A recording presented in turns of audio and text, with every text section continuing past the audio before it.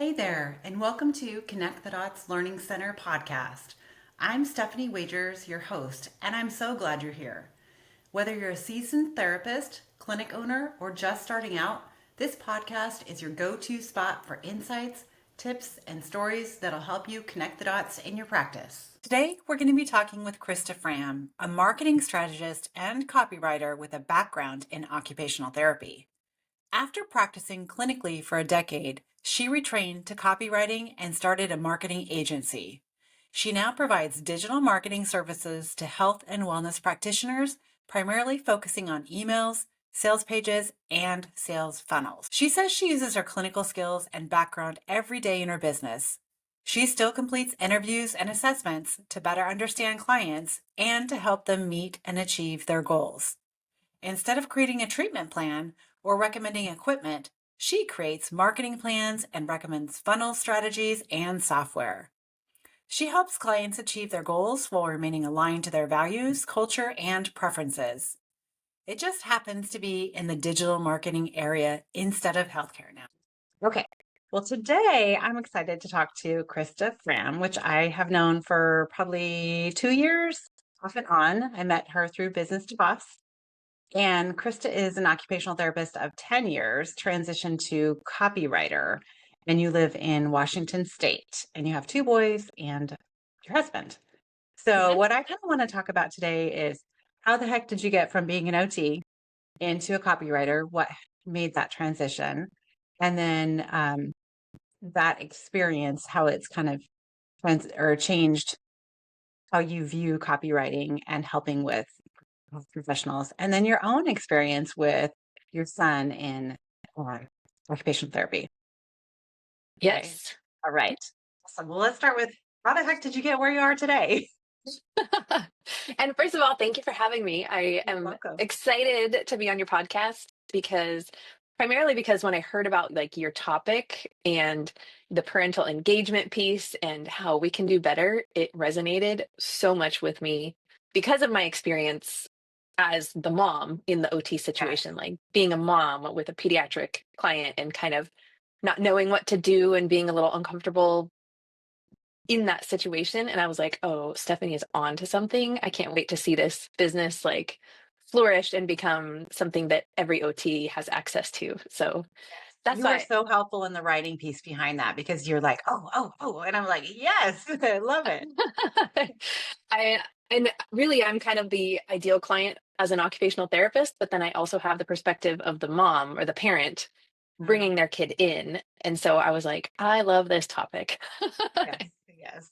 So thank you for having me. Thank you for letting Yeah, me I'm invite glad you're myself here. onto your podcast. You didn't invite yourself. I invited you. And for my transition from OT into copywriting, I kind of found it by accident. I was volunteering with the kids' school. At that time, they were going to a small private school, and it was a startup in its first, 2 years of operation. And I just ended up writing stuff for them. I ended up writing emails and social media I took over, and then also donor relation letters, donation requests, like just anything and everything. I think I wrote some blogs also, which now I'm embarrassed to look at because they're like journal entries almost. They're not like, there's no optimization whatsoever, but it was something. And people kept telling me, oh, you're such a good writer. You do such a good job with this. And eventually, one Actually, mom who had a business also, she told me, like, you write great copy. And I had no idea what that meant.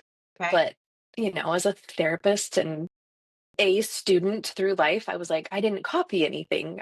I just wrote this. Oh, And she's I did like, not. no, I no, don't no. write great copy. I know. I was a little like confused because I'm like, it sounds like a compliment, but you also said copy, which I had no reference for what that Yeah. was at all.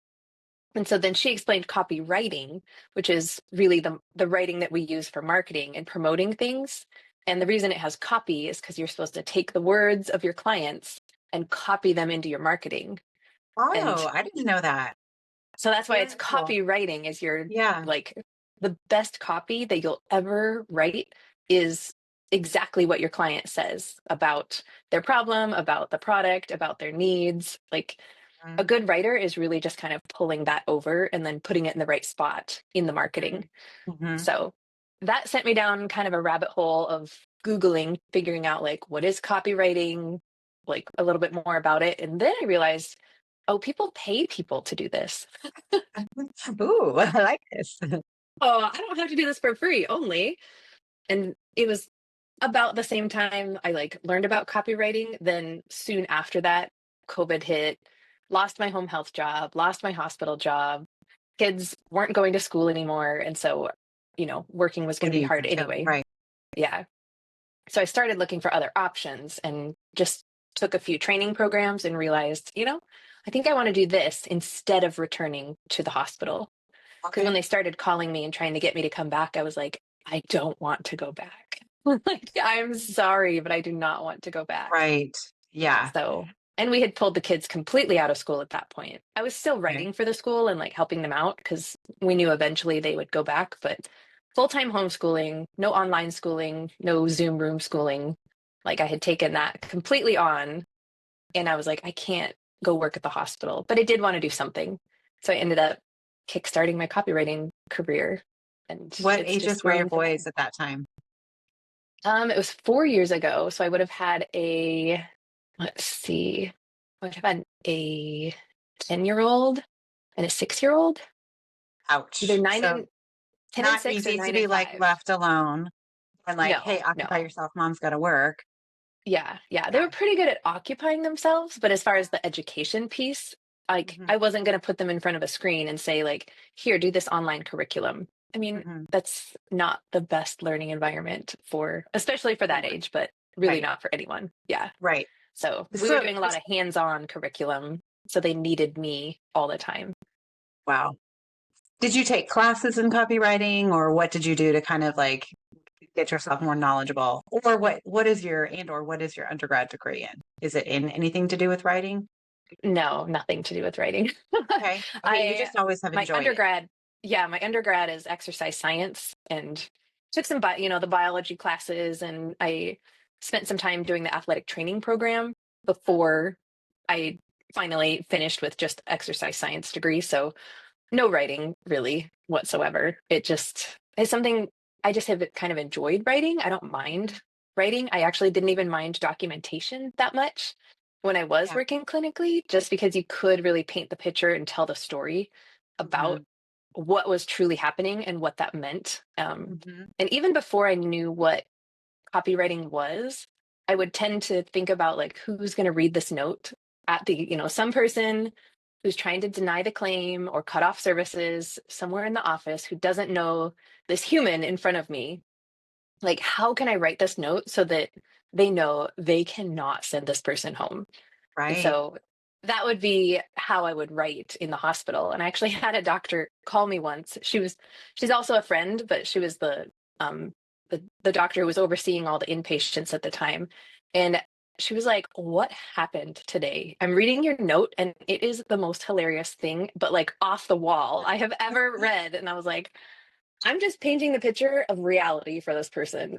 This is why they can't go home because that is exactly what was That's happening today. awesome. That is awesome. I love that. Like you can have a whole course for clinicians and how to paint that picture because I think so many of us struggle with, what do I need to write down to check off the boxes for insurance and Hmm. to justify their need for therapy. Right. I Yeah. mean, that is like put that one on your back burner if you want to do it, but that Yeah. would be huge for practitioners. Yeah. True. Yeah. Especially like in the hospital when they're talking about sending these people home and they can't do anything for themselves safely yet. I'm like, Yes. let me paint the picture of what will happen next at home. Yeah. Like, this is Yeah. crazy. You're able to So, break it down. What does that mean? Right. Like, so they can't put their pants on. Well, what does that actually mean that they can't put their yeah. pants on? Right. Hmm. So, I Yeah. mean, that is truly a skill set.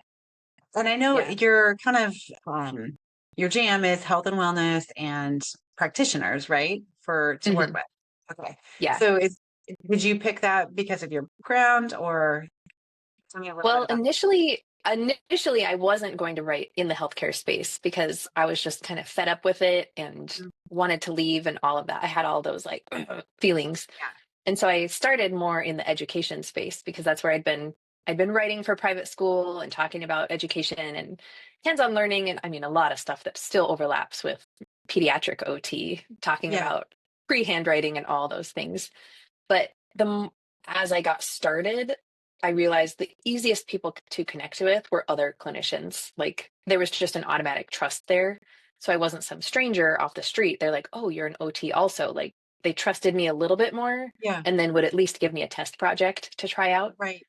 And then Right. once I got started, I really was like, oh, this is like how I can continue to make an impact for the clients that maybe I couldn't help in healthcare.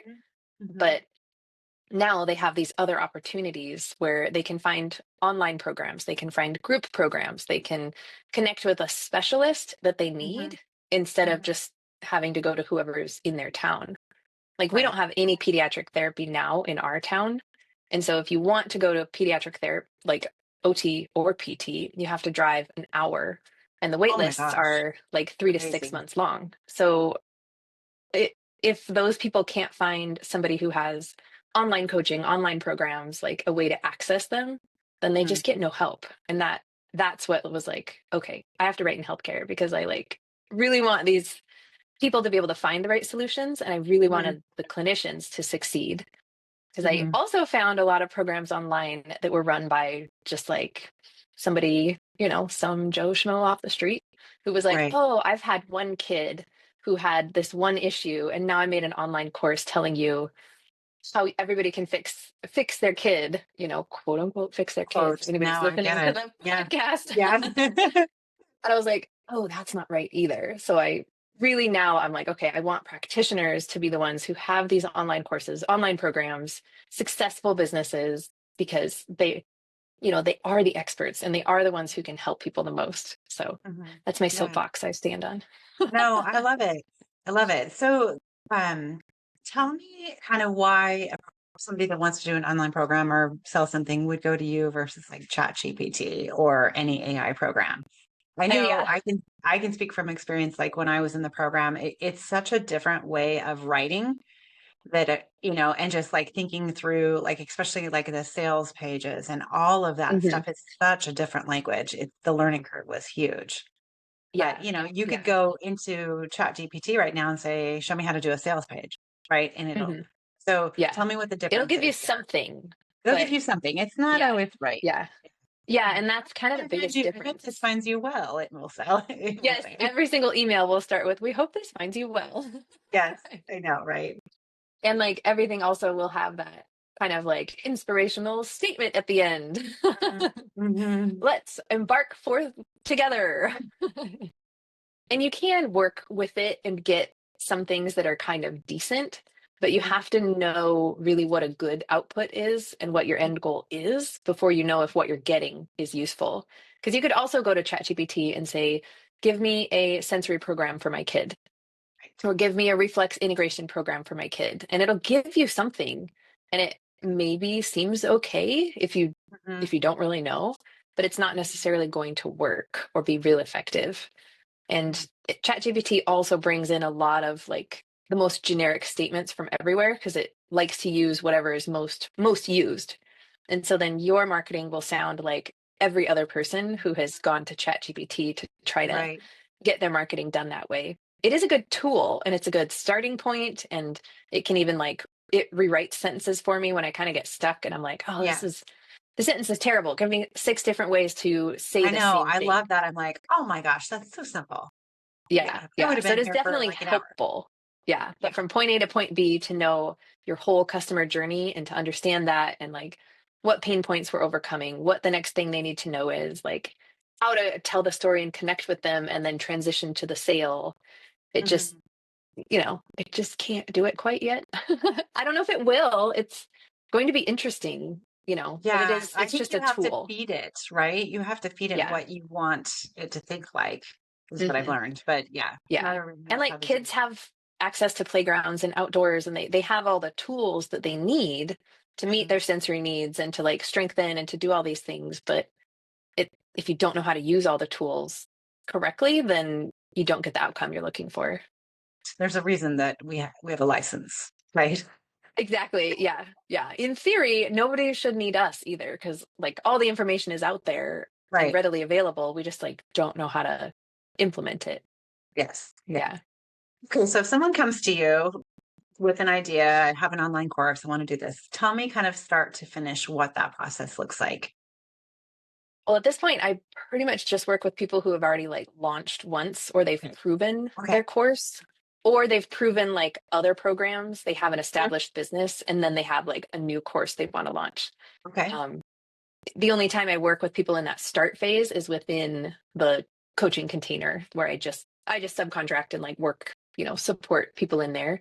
But for my Mhm. own business, I really only work with established business owners who have things up and running because Okay. they're far more clear on their audience that they're speaking to and the outcome that they're getting. They have social proof that we can use in their copy. Mhm. Because a first launch is kind of a blind launch. You're just hoping, you can talk to people, but until you Yeah. have somebody who has purchased and you get their feedback, you're still kind of guessing a little bit. Right. So, Right. Yeah. so I think I social work media is so misleading and like I just got $1,000 today in launching this project. It's like, no, that's not how it Mhm. works. A lot has gone into it in the background that A people lot has gone don't into it. like to Right. talk about. Yeah. Hmm. Yeah. And failed launches. Like even successful business owners and established business owners will try a launch and sometimes it flops. And that's Hmm. just data that they're collecting. They're like, well, okay, our messaging wasn't right, our angle wasn't right, something was off about this. And then Hmm. they go back and figure that out. But when you're brand new, that's a pretty hard hit to take. If you've hired someone to write everything for you, you're like Yeah. 5 grand in, and then it flops, and you go, "Oh dear." Like, Right. Now what? Now yeah, what? yeah, that's hard. But generally, I like do a discovery call with someone just to confirm that they have the pieces in place to Hmm. have a successful launch. Like, if they're wanting to launch 2 weeks from now, the answer is no. I'm not. I don't have time to write stuff in that amount of time. They don't have time to ramp up, like all the things. Yeah. But Mhm. we really talk about pre-launch, getting people ready for the launch, talking about objections and priming the pump kind of a little bit so that people are ready when the launch comes. Mhm. And if they need help with that, I will write that stuff also. But a lot of that happens on social media, which they're going to have to take care of. Right. And And that's a lot of work.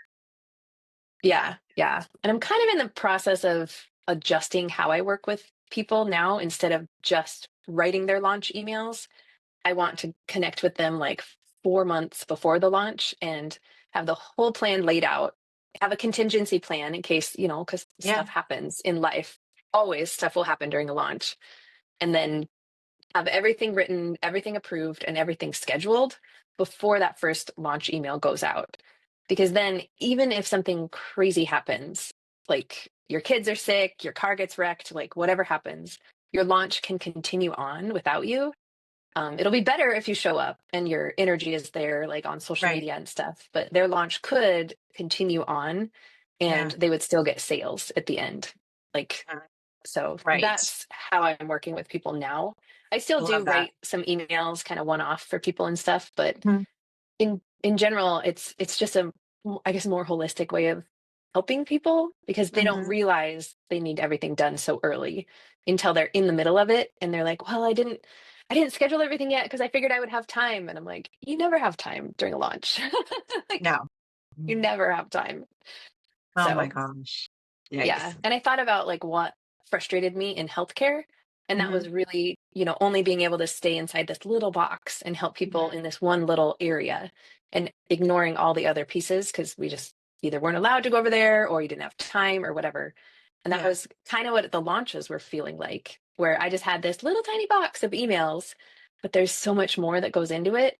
And if I couldn't influence any of that, then I was just frustrated that it didn't get done or that it wasn't quite in line with what we were doing with the emails and stuff. So I was like, oh, it's the same thing. Yeah.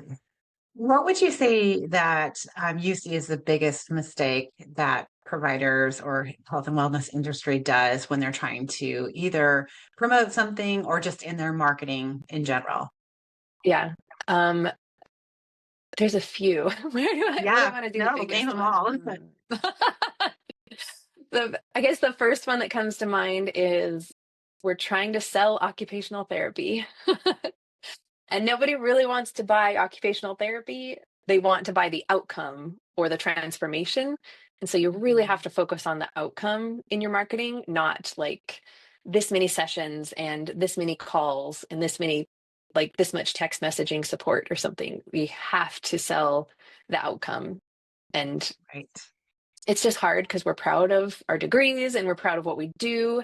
And I don't want to bury OT so that people don't know what it is. It's just, Yeah. it can't be the main thing you're selling.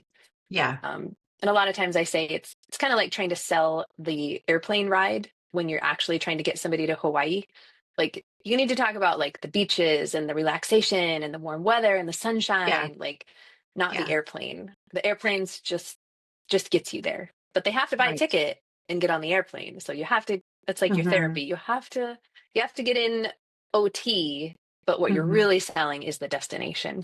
Mm-hmm. So that's one of the biggest hurdles to get over. Um, I would say the other one is thinking that they don't know enough or they need another credential or they need a little more time before they're like ready to launch or Mm-hmm. they're expert enough to launch. Mm-hmm. And like I said, I see just people with zero knowledge launching programs and selling programs successfully. I'm Yeah. like, you already know enough. You don't need one more certification. You don't need one more continuing education course. You're far enough ahead of your audience that you just need Mm-hmm. to teach the information. And if somebody has a question you don't know, or later you decide you want to upgrade your program or add more, you can always Right. change it. But Yeah. there's that like, oh, I need to be more of an expert before I get Mm-hmm. started. Yeah. Well, So yeah, so it's really that ability for the person to show somebody what is gonna transform or happen for you by mhm. doing this program. What will that look like? And that is Yeah. therapy, but Yeah. it's Yeah. often not talked about. And I think we just tend to be a little type A in our field. And so we Mm, want to have everything perfect and done and ready and like the best of the best before we take the first step. But mm, launching is always a process. So you just have to do the messy action. And then when something doesn't go well, you're like, oh, okay, this is data. I have collected data. Now I can use it and now I can change things moving forward. right, So right. yeah. And then I Anything think else you the want to other, share with that? yeah, I Sorry, think the didn't mean to cut other you one, off. um, it would probably be just that unrealistic thought about launching that like, oh, I will have time in the middle of my launch. I'll just write a quick email. I'll just add a little something. I'll just do social media on the fly. Mm, And there's just so much more to do during a launch, all the tech stuff and all the questions. And, that's when your pet will go and have emergency surgery or yes, something random will happen. yes. Always. It's Murphy's Law, right? It just happens. Yes. Yeah. Yeah. So you just have to have everything written and scheduled and done ahead of time Yeah. and then show up in whatever capacity you can during the launch. Right. Okay, so your ideal client is somebody that has already launched a product or a program, and kind of has a Mhm. presence out there and knows knows their audience. Anything Yeah. else Yeah. with And that? then a lot of times they're just tired of doing it all themselves. Okay. They've done the DIY route for so long and then they've Mhm. grown, but now they're like, I don't want to be the one doing every single email and all the Yeah, back end tech or they know that they could probably get farther if if they they had had somebody else help. help them. Yeah. Okay. Okay. Yeah. And they don't know what they don't know when they're inside the bottle, so to say, they can't read the label. Mm, And so a lot of yeah, times I will come in and do a big assessment of their whole funnel. right. And it just uncovers all these little things that they go, oh, I didn't even notice. Like, oh, that makes sense. We Mhm. should fix that. But, you know, the Yeah. cobbler's kids have no shoes. It's one of those situations. Yeah. Well, so that means you need to be pretty proficient in all the platforms, right? That people are launching out of. That's a lot of work. I've I've learned quite a few of them, or I will find somebody to pull in if I need like a tech person, I will just Mhm. find somebody who's an expert. And same with building sales pages. I don't build the sales pages, so they Mhm. either need to hire a designer to come in and do that, or I can find someone and pull them into the project. Mhm. Or they could do it themselves, but that's up to them. Yeah. It is. One thing uncovers another. Yeah. Yes. And it's hard to be creative and think about your long-term vision and kind of where you want to take your stuff when you're really in the Mhm. weeds, right? With all the Yeah. other stuff. Yeah. Yeah. Or, They have to step into that CEO role and let go of uh-huh. all the tiny pieces to, Delegate. Right. Mhm. Yeah. Yeah. Okay. I want to transition into your personal experience with getting OT for your son, what that was like. Yes. You're an OT, so, you know, Hmm. but you were working with adults. Yes. I Okay. have never, the only pediatric experience that I've ever had was my like 1 week field work, like Mhm. the field work one that we did. And I remember I went to a school and the gal, she only wanted to work with the preschoolers. I do remember that because even then as a student, I was like, well, what about all the big kids? And it just like didn't settle very well with me. Yeah. She never went to the high school. That was like something she was like totally not interested in. And she was just very open about that. And I was like, And wow, they were I on don't her know. caseload? I don't know for sure because I knew nothing about schools. And so I was just, observing. But that Something is didn't feel like, right. Yeah. yeah, that was the only pediatric experience I had. So knew nothing about kids really, but had a baby right after OT school, which was convenient, not convenient timing, but Never is. convenient Yeah. timing as far as like knowledge, because at least I had had pediatric Mhm. classes and stuff. And he was definitely, I mean, hindsight, I can tell that he was a highly sensitive baby, like Mhm. bright lights and noises would bother him. He like was always had a pacifier that was like what the only thing that soothed him. Just lots of little things in hindsight that I was completely oblivious to as a new Yeah. mom. But we just adapted and kind of lived our lives. I don't know. I didn't really think about it as much. It was just the Right. way things were. We always had to explain everything like explicitly, always had to have an on ramp to everything, like huge tantrums, just lots of stuff Mhm. that I guess I just assumed was kind of normal because Mhm. I You're didn't living know it. any, yeah, Yeah. I didn't know any better. And Right. I just kind of, I used all the OT knowledge without realizing I think, with Mhm. adapting and doing sensory strategies and whatnot. But eventually it became more of an issue at school where he Okay. wasn't completing any work. And not because he didn't want to, he wasn't like defiant. He just kept saying, like, oh, they just didn't give us enough time. But Mm. he would just write the first three letters of his name on the paper and he wouldn't even finish his name. And that Wow. was all that Okay. was done on the paper. And I'm like, I bet they gave you enough time to write your name. Like, Yeah. What's going on here? I don't know that this reason like lines up, but the teachers were like, he's just so smart. He's so compliant. He's so like easygoing. He just like Mm. doesn't get his work done. So I'm like, so there's a problem here. Yeah. Something is a problem. And so finally I was like, okay, let's just bring him into OT and see what somebody else says. Because I'd been reading and trying different things and really not succeeding. I mean, Right. it's one of those things. You should just bring them to someone else, get outside eyes on it. Like it's Mhm. exactly what I do with funnels, and it's what I Mhm. was trying not to do with my own kid. And she figured out that really the primary issue was vision. Like his he had 20/20 vision, but like Mhm. functional vision was terrible. And so we went down the vision therapy route, but then we also did some actual like just OT because she was also Mhm. like, well, we'd do some strengthening. Trying to remember like what else came up in the Reflexes. OT. Maybe. Yeah. It's Yeah. generally Like, and I reflexes. don't remember for sure. And that's Yeah. part of it too, is just as a parent, you're just very like Yeah. overwhelmed by all the information and trying Yes. to then go look it up or do something or be like, you know what, I'm not going to dig into all this online because like I've brought you to an expert and I just want them to tell me exactly what to do now. I don't want to go Mhm. diving down more rabbit holes online. So Mhm. we did, I mean, I know we did stuff like some monkey bars and some different activities in the clinic. And Mhm. really that's where like I didn't know what to do or like how to be out of the way but supportive at the same time when she Yeah. was working with him, which is why Right. like your parent engagement topic was so Yeah. interesting. I was like, yeah, well, how are parents supposed to, what are we supposed to do in treatments? Because Right. Because it you're an wasn't really OT, right? clear. And yeah. Yeah. Yeah. And I know So, with like adults, sometimes the families get in the way. I'm working with grandma or grandpa mhm, and I'm trying to do a cognitive assessment and ask them some questions. And their grown child is answering all the questions for them. yeah, And I'm like, "Shh, stop." Like, I want to know if they know where they are and they know what day of the right. week it is. And if they know who you are, like, I don't need you interfering. And so I didn't Yeah, want to be interfering or like impeding that progress. But I also wasn't sure if I was supposed to be like completely out of the way or if I was supposed to help at any time. It was it was really uncomfortable being oh, there. And so I can see yeah, why parents drop and just step out of the room because yeah, then or on their that's a clear, phone. yeah, that's a clear boundary is like, I'm Mhm, gone. You're going to take care of it and let me know if you need anything. Cause like I'll be mhm, in the lobby or in my car or like something. mhm, But then you mhm, don't know what's happening. And I'm the type of person who did want to know what was happening.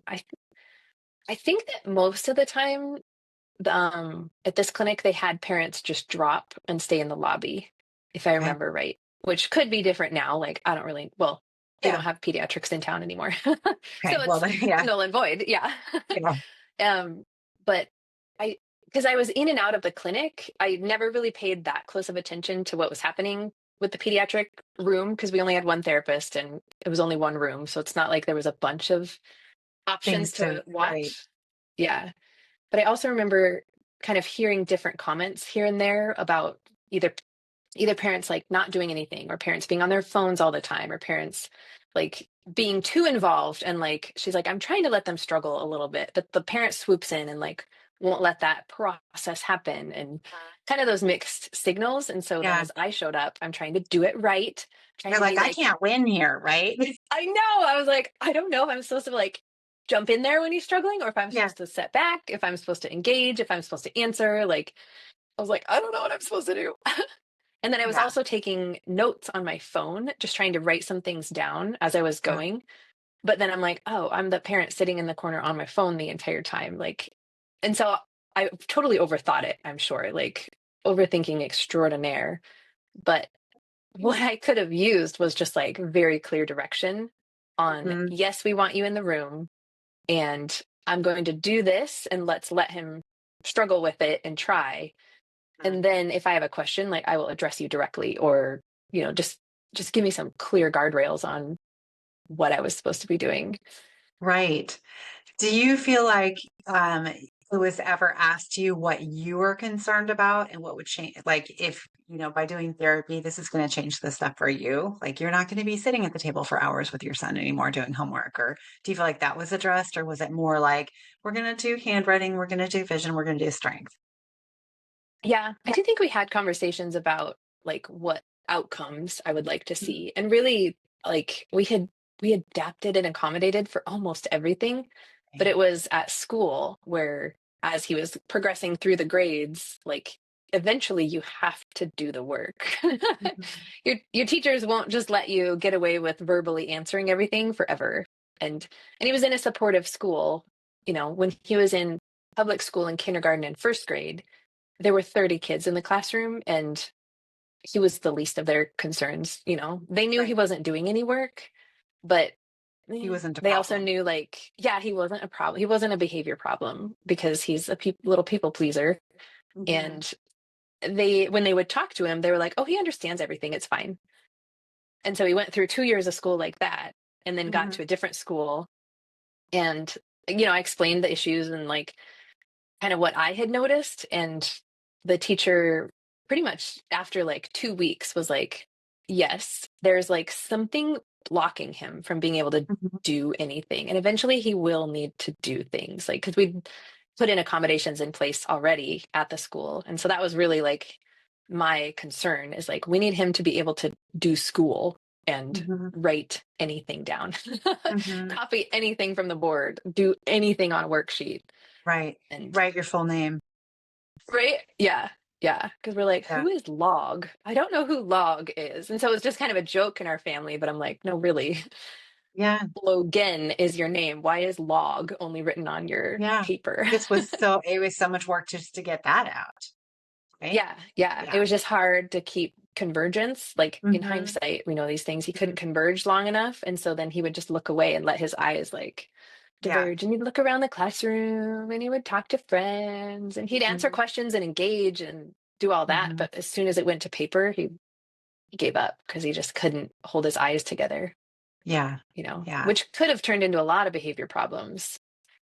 It, and it could have definitely been seen as a behavior issue, but Mhm. in all reality, he didn't see just one line to write his like name on. He saw multiple lines, and so he just would look away because he's like, "Wow, that's confusing." Yeah. Yeah. But he assumed everybody saw it that way too, Right. you As you know. would. Yeah. Yeah, I find it yeah, so interesting because, what I'm hearing is that there just isn't any role established for the parent, right? There's none of that. And yeah. here you come in with an OT degree. So at least you are uncomfortable. And I think that says a lot, right? This Hmm. you as an OT were uncomfortable being in another OT session.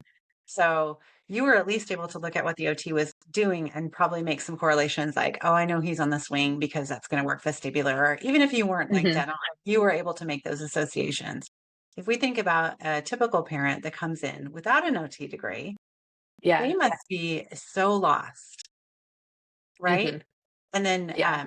and that's why I started my program and, everything behind Yes. it, but just Yeah. that ability to bridge the gap. And I think just our conversations together and your ability to kind of tease that out from both parent and therapist side and come together, um, Hmm. is so big. What we do is so different. And as Hmm.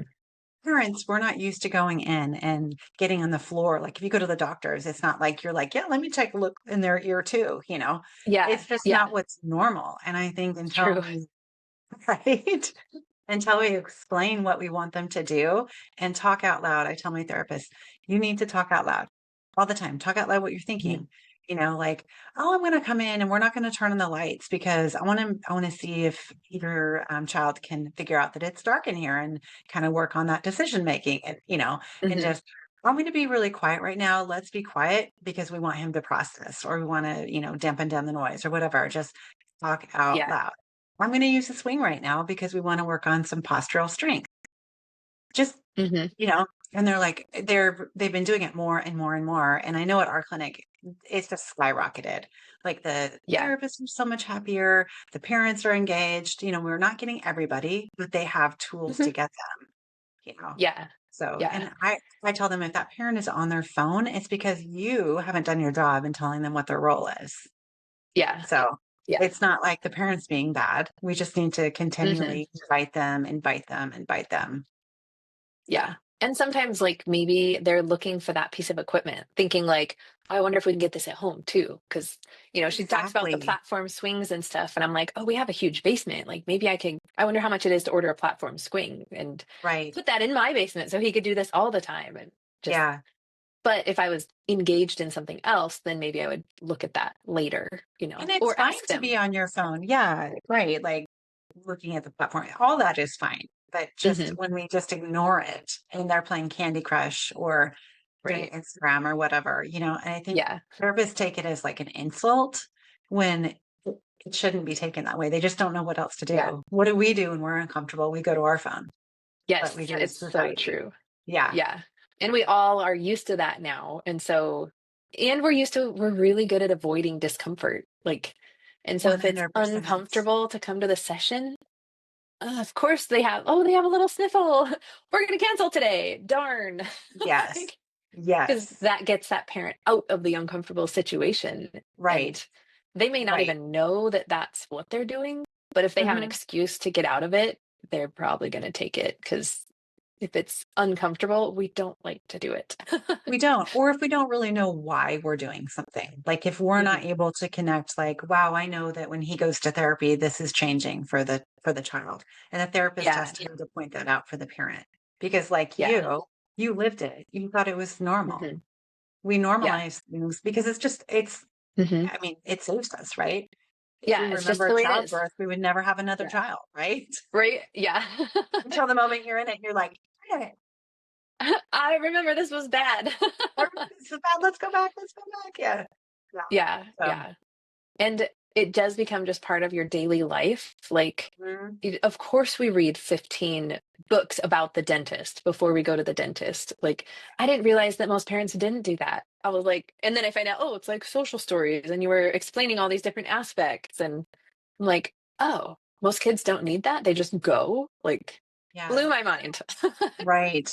Right. Until we had a second one, and then I'm like, oh, he just does the thing, or he just picks up on the information. He doesn't need it all explicitly explained all the time, Mm. all the way through. And now we're in like entering puberty, and we're still talking about every single thing and reading the stories and like showing all the stuff. And, But you you know, it's know just, how, and you have kind of the guidebook to help you with it now. So that's good. yeah, Tell yeah. me your experience. Did you have much of a home program?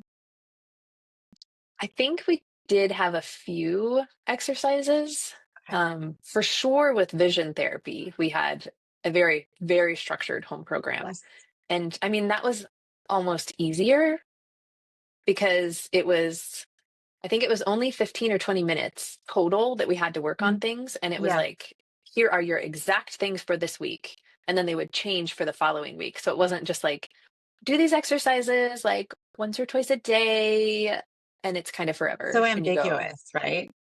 yeah, Yeah. yeah. And we had the book to check the boxes off, and like everything was so structured with Hmm. vision therapy Hmm. versus occupational therapy, where we had some sheets of paper. And, you Yes. know, I think I had a better idea of how to do the exercises because, again, I'm an OT, so I Right. kind of get it. But if I tried to like send my husband to do those things instead, he's like, so what are we supposed to do?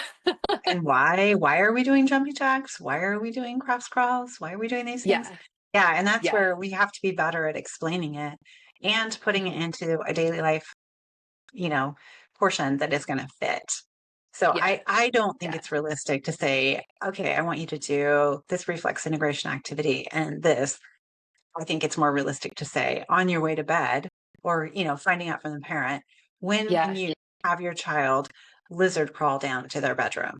Or, and Hmm. then you point out, then we're working the reflex integration activity and where Hmm. he doesn't feel like he's doing an exercise and it's a Yeah. win-win. If you Yeah. can It's a game. that and help them leave the session with an idea in mind of how and with what they're going to do it, they're going to be successful. Yeah. Yeah. Yeah. Yeah. That makes a lot more sense. I don't think we had any of that where it was like on your way to bed, do these things, or, Yeah. any sort of structure like that. We do some of that now, trying to get tasks done. Like they are at certain times of day, we have certain checklists and all of that. But yeah, I Yeah. can see where that would be super helpful for Mhm. parents. Mhm. Because then we have Yeah. the reminder, because we're distracted and busy and overwhelmed as well. And a lot of times we have the same, like, if they're working on executive function with the kid, I'm like, have you looked at the parents? Because we're probably struggling too. 100%. Yes. And I fully believe that the parent is your client just as much as the child because let's Yeah. face it, who takes them to therapy? The parent. Who manages that child 24 hours a day? The parent. So Hmm. if that's why I can't stand it when parents aren't in sessions. Like I understand there's a one-offs of hey, do better where they're not in the session. Well, that's okay, Hmm. but we need to work with getting them in there so the parent can understand what you're doing. Yeah, Because that's for not sure. functional if they can't be in the session. We Yeah. need to understand Yeah. that first. Yeah. Yeah. And if they're not willing or able to come, then I always think like, okay, well, like what supports can we refer that parent to? Like, do they need counseling? Do they need OT themselves? Do they need like, how can we help them function a little bit more optimally so then they can support their child? Because, Right. just adding more to a parent who's already drowning is like not helpful. Yeah. And you do need to ask the questions. And so I've had multiple conversations. I've one therapist, she's grown a ton, but I would ask her questions like, well, did you find out about this, this, and this? And she's like, no. And finally I was like, why not? Like, these are questions you need to know. Hmm. I was a little frustrated. And she's like, well, I feel like I'm prying. I Yeah. said, if you were at a provider's office and they asked you those questions, would you feel like they were prying? And she was like, no. I said, it's caring. You're Yeah. uncovering, you're getting to know the parent. So you can Hmm. provide a better therapy experience for them. Yeah. So And if you explain that too, it helps parents see why it matters, because they're like, no, no, no, we're just here to work on my kid. You're like, well, right. they're in the ecosystem of your home, and like you are the Mm-hmm. stability in their environment. And if if Yeah. you need some help too, that's probably not the right way to say that. But No, but it's even like truly, how much is your stress? How much time do you have? How many other kids are you mhm, managing? Just like looking at your day, when could you have 15 minutes? Honestly, right? yeah. Because they really don't. And Hmm. and that tells us something like, okay, we need to figure out a different way to go at this and give them things to work on at home. Yeah. Yeah. Yeah, for What could have sure. that OT have said to you from the start? Like that would have set the scene completely different for you. I mean, it's hard because we were coworkers and friends, and she was treating my Gotcha. son, So so it's very kind of like very muddy waters. But yeah. and maybe we should have had the conversation of like, okay, in this situation, like I am not an OT. I am just a regular old run-of-the-mill parent. Like Mhm. I need to know exactly what you want me to do if I'm going to stay in the room and watch so I can learn from you. Like I need to know exactly when you want me to engage and when you want me to be just like blended into the wall and disappear. 'Cause that So would you have guys were been, playing this dance. You were like not wanting to step on each other's toes, right? yeah, But yeah. if we're just open and honest about it, like, yeah, Hmm. it would It have, always is better to just be like very straightforward. yes, 100%. And for the sake of like, in order to get the best outcomes for your child, we need to talk about like how you interact in the session also, and even Mhm. with working with adults, when I have had to tell people like, okay, I don't want you to answer these questions because I'm going to ask the questions to them and see if they can answer. And then they're like, oh, like they didn't realize there was a point to me asking these questions. Like Yeah, they just thought I was filling space with my words. Like, no, I have a reason. yeah, And sometimes I had to have them leave, like especially with cognitive tests, people get right. very nervous about missing any questions. And if Mhm. their adult child is there who's already thinking like, oh, that they're a problem, then they get Right. more nervous and then they can't answer anything. And so sometimes I'm like, actually, it will be better if you like step out for a little bit. We're going to do this assessment in private so that they don't feel so Yeah. worried about it. And then you can come back in.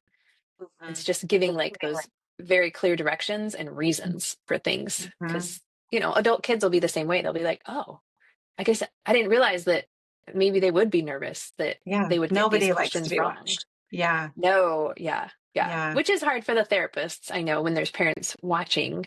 But Yes. honestly, we don't care what you're doing. We're just trying to get No. our kid, like, get some resources and help for our kid. Like, Mhm.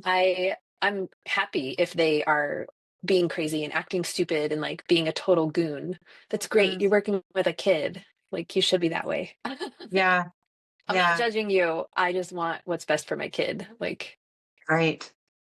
There's so much that goes into it, and that's what I hope my program can help with, is just hmm eliminating that dance that happens, and like hmm let's stop tiptoeing around each other and let's get this symphony going and bridge that gap. So yeah, hmm I and even appreciate if your they're experience. Yeah. yeah, even if therapists get like 1/10 of the information that's in your program, I think they'll still be doing better. Mm, Like just even an ounce of what you have will help them understand better and connect with parents better and get better outcomes. So right. I know Right. it's one of those programs where I'm like, I just want everybody to have this because I know it will work and I know it will help people. Yeah. Like, Yeah. It just gives them the language. And we've done so many scripts for our own staff because I mhm, would talk, talk, talk, talk, talk about it. And they still wouldn't change. And finally, what it came down to is they're like, I don't know what to say. Can you just be in my ear talking? I'm yeah, like, I can't. I would love to, but I can't. So I just yeah, scripted it.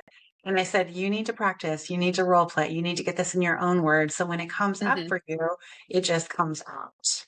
Just like the yeah, elevator OT speech. But I think the hmm biggest piece of advice I have for people that are struggling to get engagement is just be curious. And not, hmm just ask questions out of curiosity. Hey, I noticed that you guys have been late the last 5 sessions.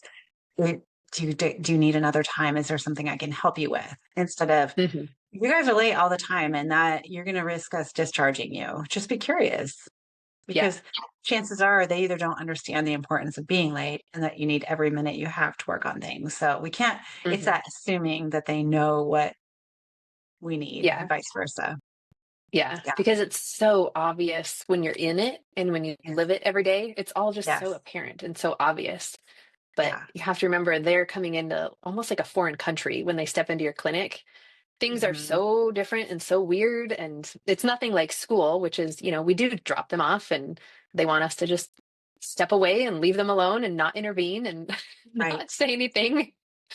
But in therapy, you actually want them engaged and want them involved. You do. Yeah. Awesome. Well, it was so fun to talk with you today. I enjoy everything that you've done for me and I appreciate you. And you're just a wealth of knowledge. And I think no one could go wrong using you. Well, thank Your you. Thank you for ability to having me.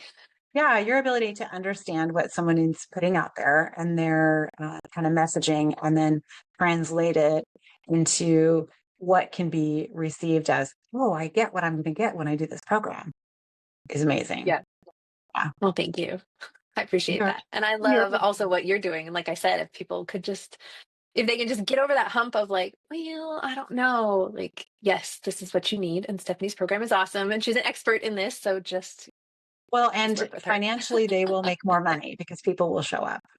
Their Yeah. attendance, ours has gone way up. So it does pay for Which is itself. Yeah, huge. Yeah. it is. Yeah. It is. Yeah. Yeah. And So we know. it makes parents comfortable, and parents who are comfortable will keep coming and Mhm, keep spending money, or mhm, even like buy the, if people have like kind of an upgrade package or something with more right. parent support, or however they have their systems set up, like Mhm. if they're comfortable and they understand it, we're going to spend money on it. So Right. yeah, And it makes it. kids reach their outcomes faster, which is really what we're after. We had Hmm. a parent that said, our therapist said, what do we need to focus on so that you can feel comfortable not coming to therapy anymore? They've been there for like a year and a half. Yeah. And the mom was like, well, they have autism. They're going to be in therapy forever. And Mm. so she was really able to kind of explain, no, you have the skill set and the tools to do that. Hmm. So I mean, to me, that's a gift to give a parent to the knowledge to be able to do that. But we need to do that so we can get to the kids on our wait list as well. Yeah. Yeah. Yeah. And so that parent realizes like, no, this doesn't have to be a forever thing in It's your not a forever world. thing. Like, Yeah. Like I have yeah. the skill set and the tools now to do it. And I can, manipulate things. And then we always say, you can totally come back if something new comes up. Yeah. Hmm. But just Yeah. equalize that power with the parent is the biggest thing too. Yeah. Yeah, for sure. Awesome. Well, thank you, Krista.